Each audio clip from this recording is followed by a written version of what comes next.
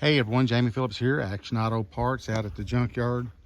Actually sending a guy pictures of the tires and wheels on this Ranger, and then two different people pictures of the tires and wheels on that '03 Durango. But just, I guess I'm feeling a little nostalgic. Growing up, my dad started a junkyard in 1965. I was 2 years old, so don't necessarily remember when he started it, but I do remember when he probably had 30-40 cars, and the back row was always kind of a special spot, kind of like this. It was backed up to some woods, but it had I'll never forget, like right here where this El Camino would have been, not here on this land, but the lineup was a black two-door 49 Ford coupe, and then there was like a black and white 57 Ford, and maybe another one or two, and on down the line was a 53 Studebaker that was real light gray,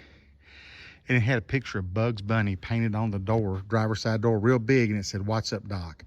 And I can remember being as tall as that, thinking that was the coolest car ever. So when I finally got a chance later in life to start my own, it was kind of like, what do I put on the back row? Because they're going to be here for a long time. Well, really wasn't any rhyme or reason.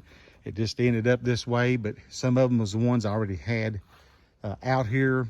The big Bonneville was at home. I brought it out and on down the line. So you got to start somewhere, and I guess the back row is where you start at. So that's the back row, and then of course I got a big long row up through here, and that's about all pickup trucks or SUV or van. But just trying to get this thing filled up and lined up, and trying to keep it to where I can keep it organized and cleaned.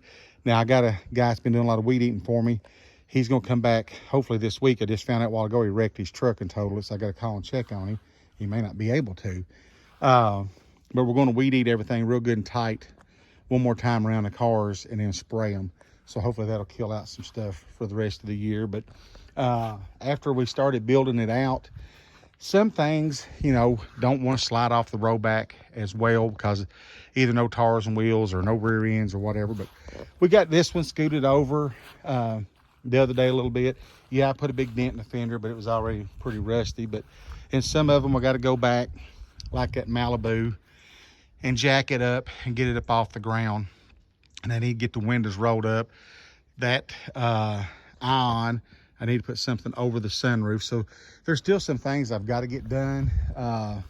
And thankfully I've been busy, but I've had a couple, especially women, that's came with their men, and they've said, "This is the cleanest, best organized junkyard I've seen." Well, now I'm new, that helps. And I know a lot of these has been in business for years, maybe started out that way, I don't know. But trying to get them lined up 4 wide, and then another little road like this, and I'll have to get up off the ground. But the goal is to go on out up to about right in there. I can probably add another 2 or 3 here, and as soon as we can drop those trees, I'll put three or four more right through here. But just out here this morning taking pictures. I got to go to the post office and ship out a package on some old International Harvester roadside reflectors that I sold the other night. The young girl bought them for her dad for his birthday, so I'm gonna ship them out today, try to do it priority, and then he'll get them by his birthday. And so I appreciated that business. And then I'm gonna get some stuff at the lumber yard to do some work on the dock.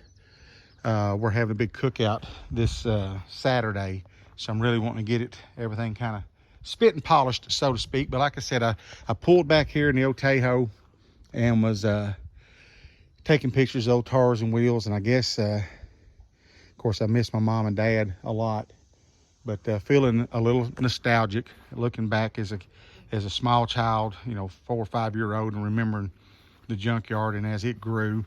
But the old back row where it started from, and there again, ironically and sadly, when my dad crushed it all out in about 81, those were the last ones that came out because they had to get back there to them. So that's my story for today. Maybe it'll get you thinking back about something if you're a car person. maybe your dad had a junkyard or you've been to some or whatever, but just was kind of, like I said, out here and felt a little nostalgic about the back row. And so there you go. Hope you have a great one. Give me a thumbs up, leave a comment, and subscribe.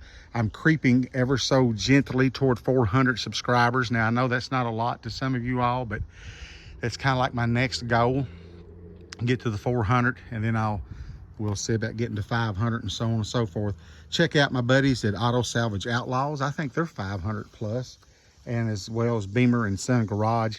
He has well surpassed the, I think, 1100 mark. So he's doing good. But you know what? We always want more. And when we watch a lot of these other ones that's got well established